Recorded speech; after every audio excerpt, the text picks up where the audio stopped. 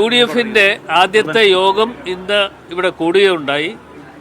ഞങ്ങൾ വിശദമായി കാര്യങ്ങൾ ചർച്ച ചെയ്തു.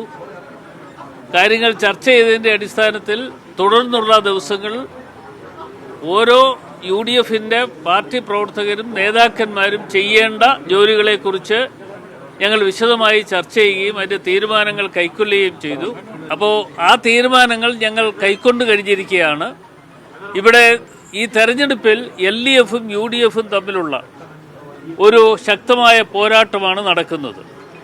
ഈ പോരാട്ടത്തിൽ UDF, ഒരു സംശയം നിങ്ങൾക്കാർക്കും വേണ്ട, ഞങ്ങൾ പൂർണ്ണമായി വിജയിക്കുക മാത്രമല്ല നല്ല ഭൂരിപക്ഷത്തോടു കൂടി ഇവിടെ വിജയിക്കാനുള്ള അവസരം ഞങ്ങൾ ഒരുക്കിയിട്ടുണ്ട്. അതിന് നിങ്ങൾക്കാർക്കെങ്കിലും സംശയമുണ്ടെങ്കിൽ അത് നമുക്ക് 23-ാം തീയതി കാണാം.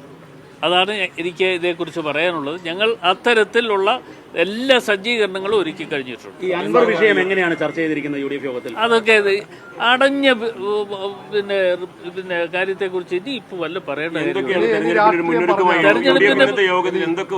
തെരഞ്ഞെടുപ്പിന്റെ ഭാഗമായിട്ട് ഞങ്ങൾ UDF എന്ന് പറഞ്ഞാൽ ഞങ്ങൾ ഒറ്റക്കെട്ടാണ്.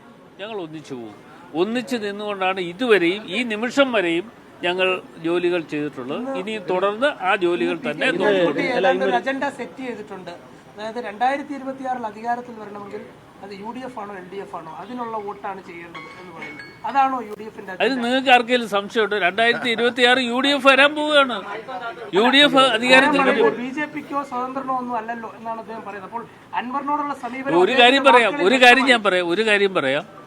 ഇവിടെ LDFും BJPയും തമ്മിലുള്ള ബാന്ധവം പണ്ടുണ്ടായിരുന്നതുപോലെ ഊട്ടിയുറപ്പിക്കാൻ വേണ്ടി തയ്യാറെടുപ്പോടുകൂടി പോവുകയാണ്.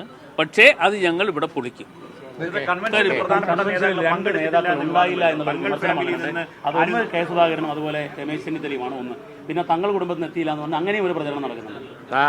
ഇല്ലാത്ത പ്രചരണം നടത്തില്ല. തങ്ങൾ ഇങ്ങോട്ട് വന്നിങ്ങോട്ട് എത്തായിരുന്നു. നാളെ രാവിലെ പോത്തുകല്ലിൽ രാവിലെ 10 മണിക്ക് ഇവിടുത്തെ പ്രചരണം ഉദ്ഘാടനം ചെയ്യുന്നത് അബ്ബാസ് അലി തങ്ങളാണ്. അതാ കുട്ടി.